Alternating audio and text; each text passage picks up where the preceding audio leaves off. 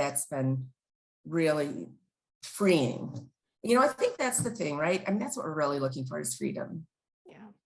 Freedom from alcohol. And that is what every day I feel like I'm getting that much closer. Hey everyone, it's Katie. I'm so excited to share this interview with Kathleen with you. She is just a rock star who is in the middle of her Sinclair Method journey and has so much insight and wisdom to share. So excited to have you watch it. And I did want to say beneath this video, you can get a free download that shares my #1 tip for success on the Sinclair Method. So be sure to check that out beneath this video. Welcome everybody. This is Katie and I'm here today with a special guest. I'm here with Kathleen, and Kathleen has been gracious enough to join me to tell us about her Sinclair Method experience so far. So I just want to first start by saying thank you so much for joining me today. Absolutely. It's my pleasure. Well, cool. So I'm really curious. I want to just jump right in because I think, as I understand it, you're kind of still in the middle of your TSM experience, which I love to talk to people who are at that stage because it's so fresh and you're going through it. And I think there's so much wisdom you can share just based on what you're going through. But before we dive into that, can you paint us a picture, I guess, of what your history with alcohol has been like and, perhaps what it is that led you to TSM? Sure. I have been a long time daily wine drinker. That's really the only thing I drink, not much on, like maybe an occasional margarita or cocktail, but I'm really just a white wine person. And I just, over time, have gradually just noticed I'm drinking more and more, mostly at night because I have a full-time day job. But then, my husband and I are very social. We're boaters. And so boating and drinking seem to go hand in hand. So never anything terrible, just excessive, and so I knew I drank too much, and I didn't like that, but I just could never quite figure out a way to change the habits, or whatever. Then when lockdown happened and we began working at home in March of 2020, we actually were at our home in Florida, and my kids were there too, and they were also working remotely. And, it just seemed like while we were on vacation, we started making lunchtime Bloody Marys and, wine o'clock started at 4:00 instead of prior when I worked in the office until 5:30 and then went to the gym and then ran errands and came home and had my first glass of wine at 8:00. I just started drinking sooner. And obviously that just led to more and more. And I realized, and I just turned 60 2 weeks ago. And you look, I'm just going to say, you look amazing for 60. Like you're going to have to tell us our secrets too. You know what? I bet if I didn't drink, I'd look even better. But so I just realized it had gotten it was just too much. And so last spring, I started trying to figure out how to change the habits and the behaviors. And so that's kind of where I was prior to starting TSM. Wow. And I so appreciate you speaking to that because I've heard that from so many people that with the lockdown and stuff that they're drinking just kind of escalated where, yeah, maybe it was problematic before, but now it's like, okay, this is really in my face. And so had you tried other ways to cut back or reduce or stop drinking before TSM? And what was that like for you? Yeah, I have, not that often, but years ago, I heard about a program offered through the University of Michigan. I read about it in this back when they printed newspapers.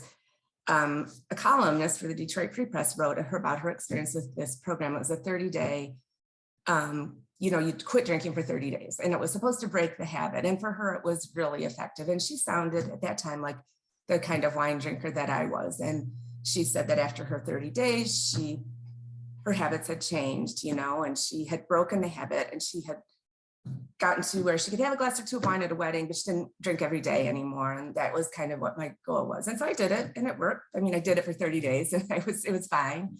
But then again, those habits creep back in, and I did it again.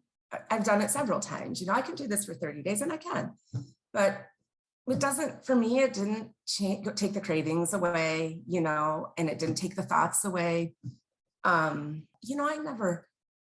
had alcohol poisoning. I never had to go to the hospital. I never had a DUI. I never had to do a rehab. So, I don't feel like AA was the right thing either, And I also thought, I don't want to go to meetings every day for the rest of my life. That sounds awful. So I started Googling, I looked into, so anyway, so those, to answer your question, those were the things I would do. I read several books. I read the Sober Curious book. Or I listened to it on Audible. But again, it all kind of goes back to that, just stop. It's poison, stop, just stop. Then you got to just stop, and it didn't help me. That didn't help me. I didn't find, I know I should, but you're not really giving me tools, so those are the kinds of things I did prior to TSM. Yeah, I totally relate to what you're saying. I used to do the same. I would just like consume books and watch YouTubes or podcasts trying to see like, okay, is there this secret weapon people are using? And it is all about just like stop. And it's like, okay, but what about my obsessive thoughts? Like, how do I get rid of those? And that's the magic of TSM. So you started to tell us how you found TSM. I'm just curious to hear how you finally learned about it. And then I want to dive into more of your experience on the method. Okay. So as I said, last winter is when I really realized that I needed to make changes. And again, with my 60th birthday approaching, I want to live to 100. You know what I mean? I want to be healthy, and I'm very, very healthy now in every way, except I drink too much wine. So that was just part of it. Like I knew I needed to address that if I wanted to live to a ripe old age and, be healthy and active and all that. So I started Googling, I discovered moderation management. I ordered the book. I started to read it. I found the Facebook group. From there, I found the Drink Less, Love More for Women group. And I think it was on there through Karen that I first learned about the Sinclair Method and, looked into it. I downloaded the book and found a website. I didn't have the courage to call my primary care physician and ask her about it. I just was still feeling like I had this dirty little secret, and so I thought, okay, well, if this is, why not give it a try, right? So I found an online prescription company that I did their questionnaire, and they said, yeah, you fit the profile of someone who this would benefit. So I got it. And then I did do the initial free online coaching with Karen when I first started, and had a fantastic conversation with her. And then I discovered the Sinclair Method Warriors group on Facebook, and that's the one I engage with the most now, I would say.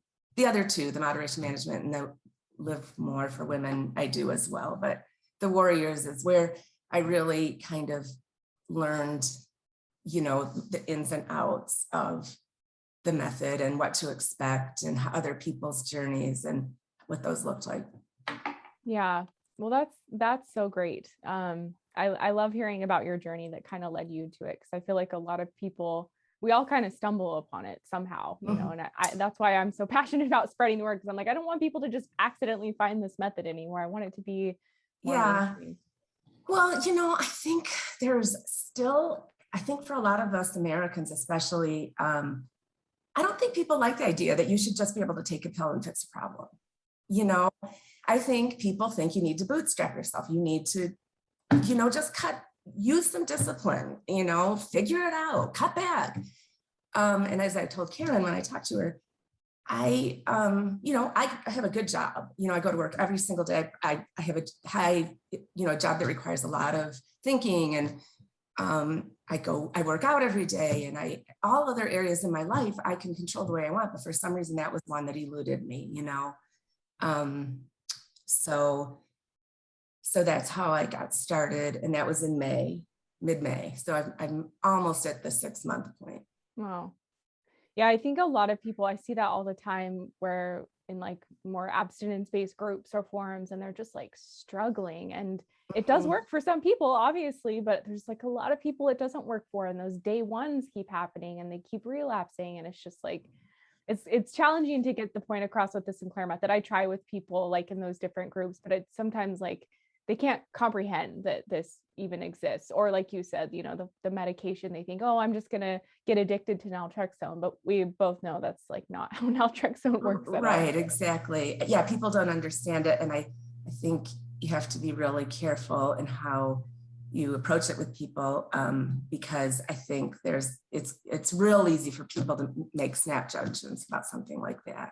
Yeah. So that maybe that's partly why people are like I said, I've only told 3 people that I'm doing this. And one being my husband, and I did finally tell my primary care physician, which if I had known in hindsight how she responded, I would have gone to her in the first place. But she was super excited for me and couldn't wait to hear about it, how it was going, and wanted more information. And so yeah, she responded, that in the ideal way. That is so cool. I'm really happy to hear that. Yeah, that's not always the case. So she's probably a more open-minded physician, which is great. Yes, very much so. So you said you've been on it for 6 months. How is it going so far?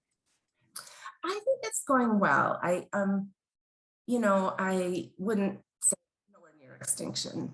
And by the way, my idea of extinction is not abstinence. And that's one of the other things I love about the program, is that you kind of decide what extinction looks like for you.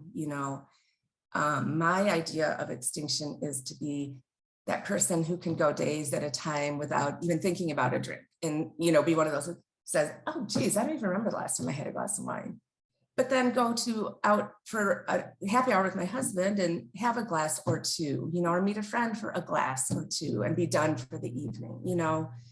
I'm not there yet, but I'm getting there. I've seen progress. He's noticed progress. And he never, by the way, criticized me for my drinking at all.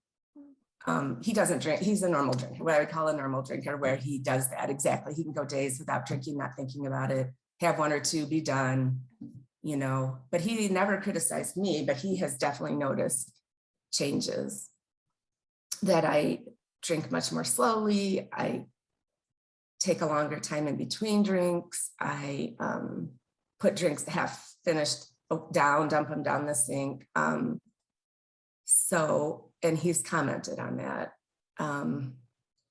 So I guess those are the signs of progress that I've seen, Yeah, that's awesome. And the way you defined extinction as well, I think sometimes people get it confused thinking it means abstinence, but I think the way you described it is like perfect. Some people can go abstinent because they just lose interest in drinking.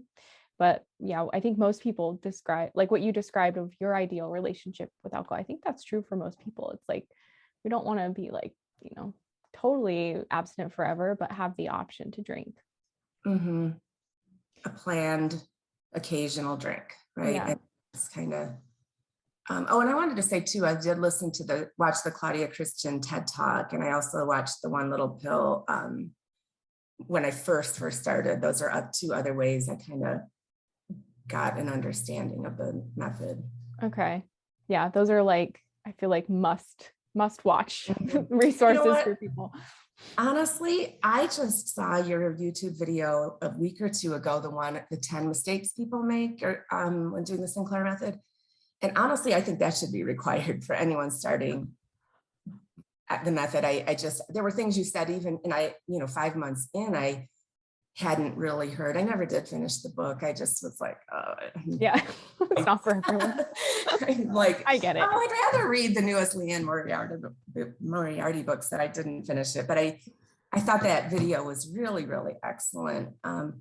So I would say that's a must do as well for anyone starting. Well, that's great to hear. I remember when I recorded that video, it started with like 3 mistakes, then 5, and then I just kept adding to the list. And so I was like, I guess it's gonna be 10 mistakes. It doesn't matter. You're just very genuine. And that's what really, I think, makes it so helpful. Oh, well, that's great. It's stuff that I wish I would have known too when I started on TSM, and like the hindsight of, for anyone watching, I'll link that below if you guys haven't seen it. So you mentioned like the small changes that you've seen. What's that like for you to be able to, dump wine down the sink? Could your former self have done that? What's been the change with regards to how you relate to alcohol, I guess? I just don't, I just don't think about it so much. I like during the work day, or I don't think like, oh my gosh, do I have a cold bottle in the fridge right now, making sure it's always there, or can I sneak one with lunch? Or I definitely don't think about it during the day anymore at all. It's not even something that crosses my mind. So that's been, really a relief, kind of, not to have that constantly, I don't know, tapping on your shoulder or whatever you want to call it. I think that's been really freeing. I think that's the thing, right? I mean, that's what we're really looking for, is freedom. Yeah. Freedom from alcohol. And that is what every day I feel like I'm getting that much closer. That's so cool. And I hear that word all the time when people describe what they feel like through the Sinclair method, and it is freedom, which, yeah. I want to ask you, did you realize how much you were thinking about alcohol before TSM? Sure, I did, all the time. Yep. I would catch myself thinking, okay, if I have time to stop at the grocery store on the way home, and I'll go to this store because they have the chilled whites, refrigerated, like, you know what I mean? Like, I would plan it out. It was like, kind of this prisoner thing, like, or, I got to beat my husband home so I can sneak in a glass before he gets home. I used to do that too. So it's feeling no longer imprisoned by that, is the best way I can describe it. Yeah, I think that's the perfect way to describe it. I remember for me, I would like still have my purse on my shoulder when I would get home and like be opening my wine just to like get that first glass. Like, yeah, right. Oh my gosh. Yeah, it's crazy that, the strategizing of where I, needed to go to make sure I had my supply, whatever. Yeah. Well, I know a lot of people watching, including myself, can relate to exactly what you're saying, which is why it's wonderful that you're sharing your story, just so people know that they're not crazy. They're not alone. This is like how AUD works on the brain. Yeah, exactly. That was a term too that I had never heard before when I started looking into how to cut back. I didn't know what it meant when people use that acronym AUD, and it just really opens up everything when you discover, there's a huge spectrum of people who drink, but there are so many people who drink too much but aren't there. And so the AUD description is so much more all-encompassing, and accurate, really, than just saying you're either an alcoholic or you're not. Yeah, I totally agree. And it's just less stigmatizing as well. It's not like, because I didn't identify as an alcoholic. Maybe I would be heading there, in 5 or 10 years, but yeah, it's more accurate, like you said. Mm-hmm. So I know you kind of talked a little bit about, your before TSM and after, what like your typical days were, but is there more that you want to say there? Like what a typical day in your life was like before TSM versus what it looks like now? Well, this is really maybe not a typical thing, but I think it for me was an example of one of those small victories that you really need to pay attention to. And I actually shared this on the Sinclair Method Warrior page. My husband and I have this hobby of running 5Ks together, fun runs. And I actually hate running, but it's something we could do together. And we'd go to different cities around the state or wherever. And that was before COVID, we would do like one a month, but then we kind of started getting back into them. But anyway, most fun runs are in the morning, right? But every now and then he'd find a moonlight run or a zombie run or whatever. And I wouldn't do them. And the reason was because I didn't want to prolong my wine o'clock until after an evening run. And I never told him that. I just said, no, it doesn't sound good to me. And I mean, that to me was like, geez, you can't even wait a couple of hours to go run a half hour and spend some fun time with your husband. So then we started doing them again because they started having them again. And there was an Oktoberfest run a month ago. And at night it was at 6:30. And he said, "Do you want to do it at night?" And this was the thing that just got me. I was like, "Sure, yeah, absolutely, let's do it." And it wasn't like I didn't even pause, and I didn't stop and think, "Oh, but that means I won't be able to have wine until probably 7:30 or, it was like, absolutely. And it was great. And I felt so good. And it was an Oktoberfest run. So there was a beer tent. And yes, I took my Naltrexone and I had the beer at an hour and a half after taking it. But that was just, oh my gosh, like mind blown, that before I wouldn't do something like that because I didn't want to give up that wine time. And now I'm like, sure, absolutely, no problem. I like have full body chills right now as you're telling that story, because I think that just so perfectly depicts the beauty of this method. And you were talking about this prison that it feels like you're in, or I call it a trap. Like I was in this AUD trap. And that's just like a perfect example of how this method frees you from it. Like you make these changes that are really significant. Maybe they seem, insignificant when you like think about them, but they're huge because your former self literally wouldn't have been able to do that or would have had a really hard time. And that's just like, so again, back to freeing. It's so freeing to be able to, sure, I'm going to do the run. Or for me, it was like, I can go to the grocery store at 8:00 at night because I'm not drunk on the couch. You haven't had too much to drink. Yeah, or a movie, or so, yeah, the nighttime thing, it's like this whole world opens up when you don't feel like it has to revolve around drinking. Yeah. So what are some challenges that you've experienced on the Sinclair Method? I'd say the biggest one is that habit thing, I like to drink wine when I cook. I love to cook. I like it, it goes hand in hand with me, and that's been hard to get rid of. And then, socially, I think that was one of your questions. It's maybe a separate question, but, we socialize quite a bit and our friends drink, and I haven't been able to navigate that very well yet. I try to nurse my drinks and take more time in between and that kind of thing. And I have not told them, like I said, I haven't told my people about the method. So that I'm still working through,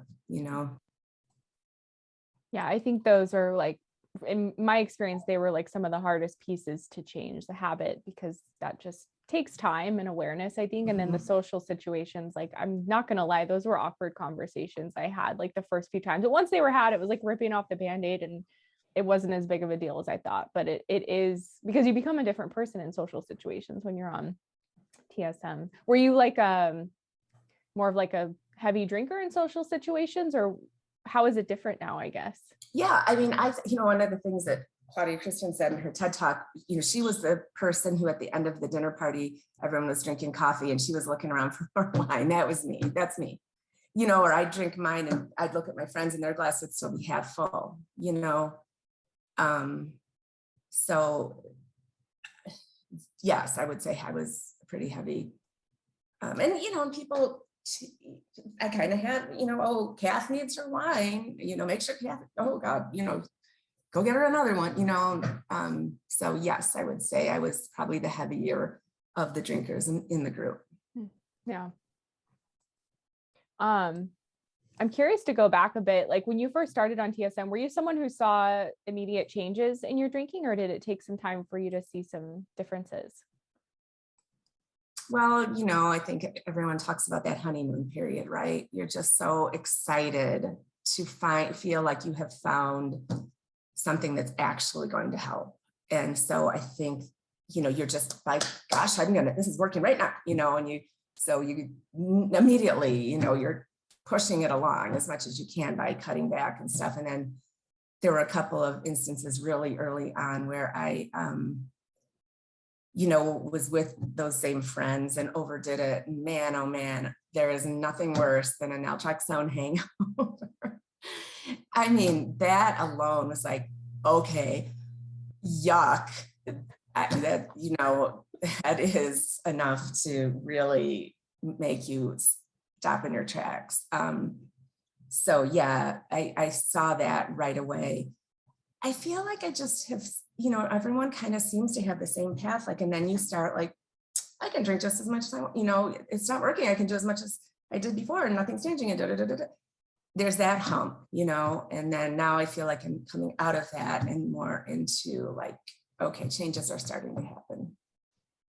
Yeah, that's really awesome. And yeah, I feel like lately I keep telling people like time is your ally on the Sinclair method. Like we kind of want it to be done yesterday, which is understandable, but I think it like if we can approach it with that mindset, it gives us like the patience and perseverance to stick with it. Because those challenges can be discouraging. Like, have you felt discouraged at all along this process, or have you felt more like in trust of like, okay, this is gonna work? I probably would have been discouraged if I hadn't been so engaged with the Warriors Facebook group and reading every single post and reading how, and then people would, I'm 3 weeks in and I'm still drinking just as much, or I thought I was, good at first, but now I'm back to drinking as heavily as I was before. And people would immediately say 3 weeks is nothing, that is not enough time. And I saw those kinds of things right off the bat. So I knew that immediately that you're not going to see, this is not a quick fix. And then, like I said, I talked to Karen at the beginning and she also said, and it's not a linear path, it's going to have ups and downs and you're going to go backwards on some days. And it's, so I would say I probably would have been discouraged by now, but I know this is just the part of the process. Yeah, I sometimes talk to people who learned about the Sinclair method like 5-7 years ago, and they tried it and threw in the towel because there was not really much community support back then, or C3 was only just getting started, and so it's like they didn't have that support, and they attribute it to that. Like I didn't have anyone telling me this was normal or this is what I should do or tips for the process. So I'm so glad that all exists now because it just like you said, like it helps you to know like what to expect, especially early on. And that you're not alone. Yeah. That is so important, I think. You read other people's stories and because it did feel like a dirty little secret to me, for me. And like I said, with my friends, I was always 2 drinks ahead of everyone else. And it seemed like I was the only one like that. And so then when you discover, oh my gosh, there's jillions of people in the same boat and going through the exact same thing. And it helps a ton. Yeah, I will say when I first started my YouTube channel, I was planning to just do one video to say, hey, I'm a real person this is working for. And I just got this like outpouring of support from people who were saying, oh my gosh, what you described sounds just like me. And that honestly kept me going and creating videos even now 4 years later, because it's just like, I wasn't alone in that. And I think alcohol deceives you in that way for you to think like, oh, I like, this is just me going through this, or I'm alone in this. But like to know that there are countless other people out there, it was healing. It was like balm for my TSM journey. I was like, oh, okay, this is not, this is affecting a lot of people. Wow. Okay.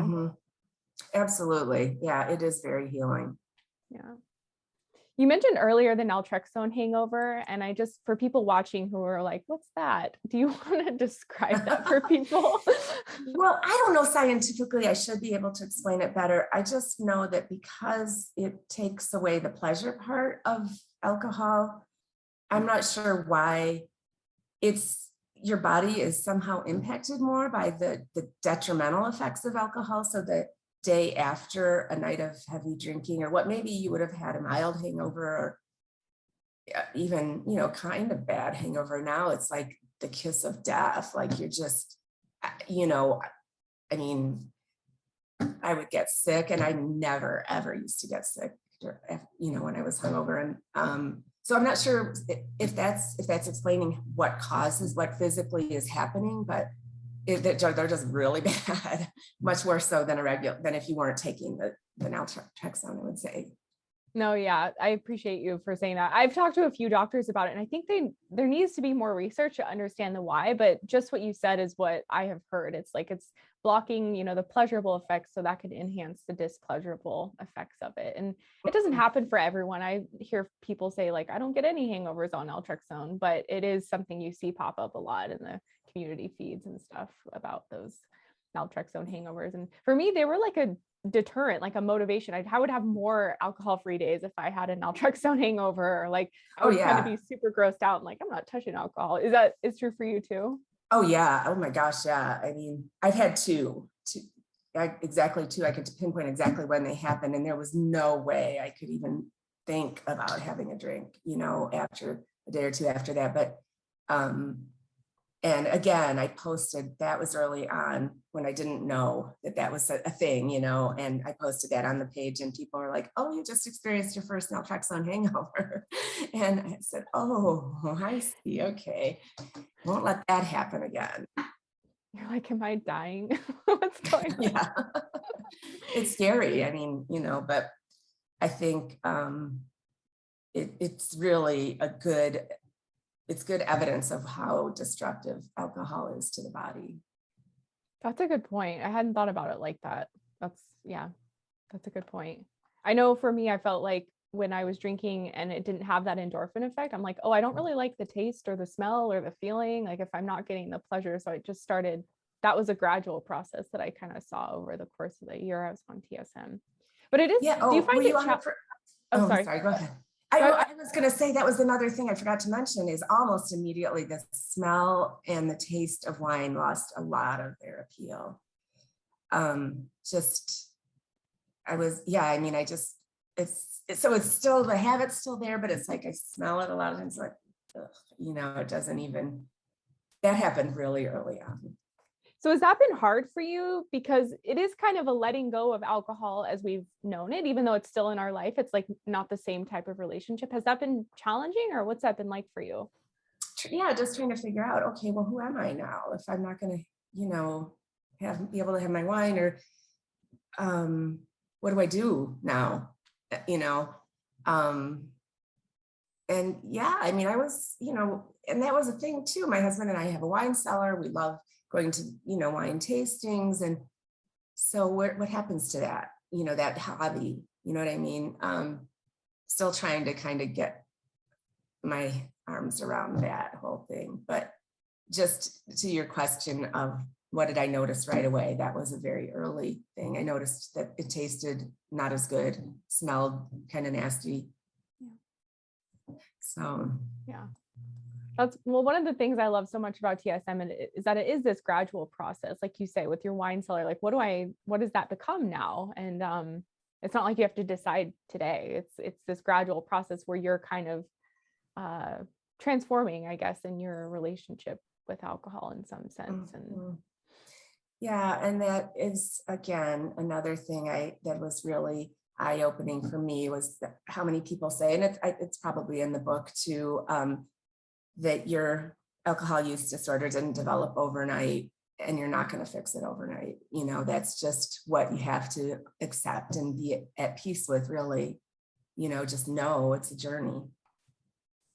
Yeah, that's such a good point. I think people grab onto those kind of unicorn stories of people that get on the method and are fixed within 2 or 3 months, and it happens. But in my experience, the last 4 years, those are like more of the unicorn stories, and it's more like 9 months, a year and a half, where people are like, okay, now I'm confident it's working and I'm where I want to be. Yeah, that's what that seems to be the norm for sure. 9 months to a year. It's what I see in the group anyway. Yeah. So couple more questions for you here as we just kind of start to wrap up. What has been most helpful for you, I guess, on your TSM journey, whether it, relates to the method or just like different things in, your life that you've implemented that have helped you be more successful on the method? Any tips you have to share with people? I think, and this is one of the things you talked about in that one video I mentioned, is I think really pay attention to those tiny little victories, write them down.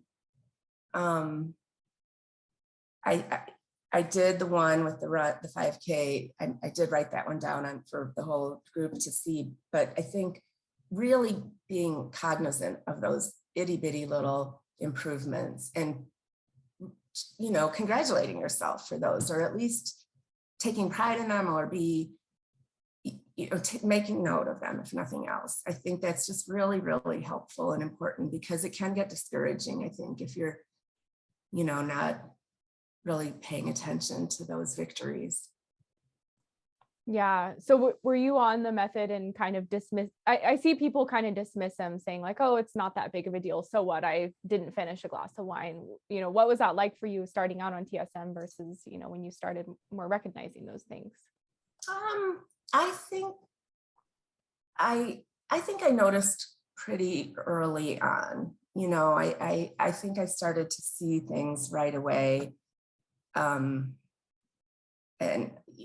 my husband and I went out, and I had, it took me a while to tell him I was doing it. And I just didn't know what to expect, especially with his daughter, having such a severe relationship with alcohol. I didn't know if he'd be kind of annoyed or what, but he was very supportive. And then we went out for a drink, and we went to this bar, and they served really crappy wine.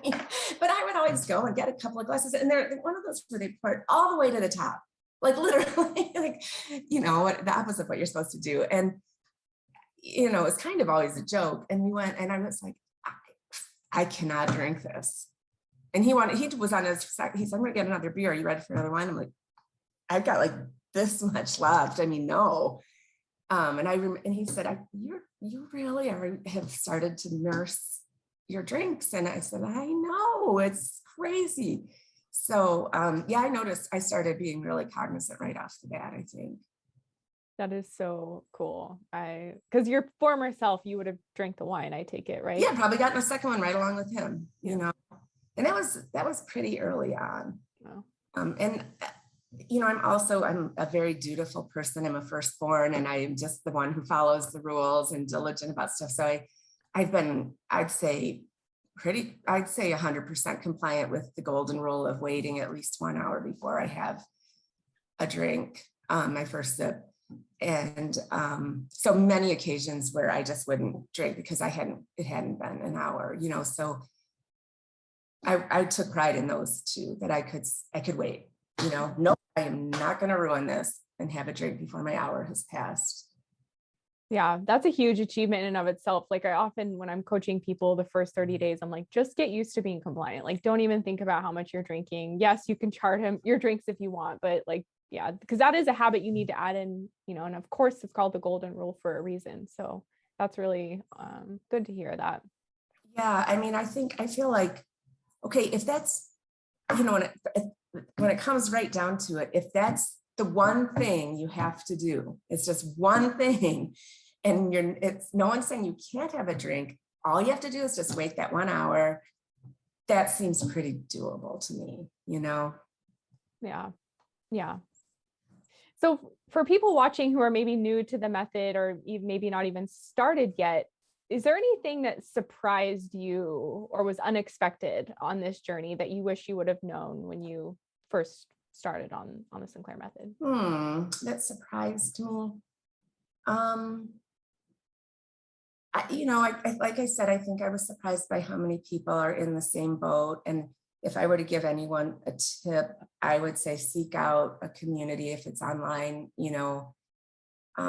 It just helped me immensely knowing I wasn't alone, and also hearing other people's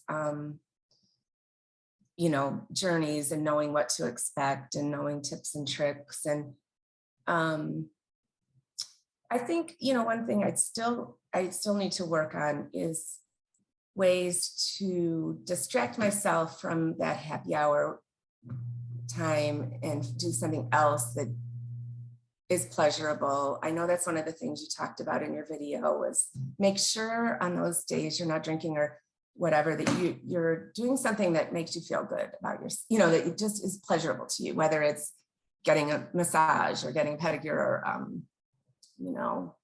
going for a walk, or making a great cup of tea or whatever. I think I'm still working on those. I think I need to really sit down and think about, make a list, and have an arsenal of things at the ready that I can do to distract my thoughts. Yeah. But I would suggest anyone do that. Really think about ways they can fulfill their time when they're not drinking. Yeah, I found that to be so true, because it's like drinking is a very rewarding experience for us. And if we're trying to change that, well, we need to replace it with something else that's rewarding. And that's also how we train ourselves to kind of prefer other things, because we're getting endorphins from a massage or from a walk, and we're not getting them from alcohol. So we can just be like, alcohol, massage, alcohol, massage. I'm going to take the massage. Yeah, right. And I guess that's kind of that maybe is what happened when I did that run with my husband at night, that I thought it was no question. Would I rather have a glass of wine, or would I rather go to a fun little funky town in rural Michigan and do this crazy nighttime run? Sure, that sounds like a blast, And actually what was really funny was that it was terrible. My time was terrible. It wasn't good in that respect. But it was still just fun, and it was a novelty. And I think I need to find more of those kinds of activities. Yeah.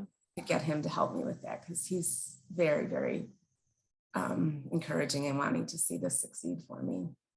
That's so cool. When people have the right support system at home, it can make a world of difference. So I'm really happy to hear that he's on board and supporting you.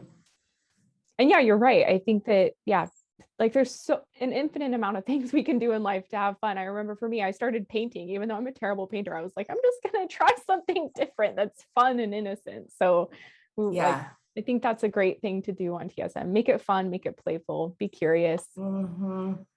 Yeah, I mean, cooking classes, of course, problem with a lot of those kinds of things is they still have wine, but I think we took one at Williams-Sonoma a few years ago, and there was no alcohol. And so finding those kinds of activities, whatever that may be, someone in one of the groups said they signed up for a month-long hot yoga every single day for a whole month at night, so I'm not a huge hot yoga fan, although I like yoga, but I'm not sure about that. It's like a lot of work. Yeah, it does.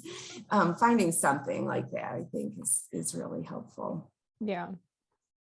Well, is there anything else you want to say or share that you didn't get a chance to express through our conversation today? I guess, and we touched on this, but I guess if someone were to ask me what my number one tip would be to just be patient, and it's a process, and don't beat up on yourself. Don't think it's not working for you, that's just defeating. So be patient, give yourself grace, find support, and watch for those small victories. Oh man, that's all great advice. Thank you so much for meeting with me today, Kathleen, and sharing your story. I know it's going to reach thousands of people over time and help them on their TSM journey. So thank you so much. Oh, absolutely. I hope if it helps one person, I think that's fantastic. Well, thank you. I will talk to you again soon. All right. Thanks, Katie. Bye. Bye.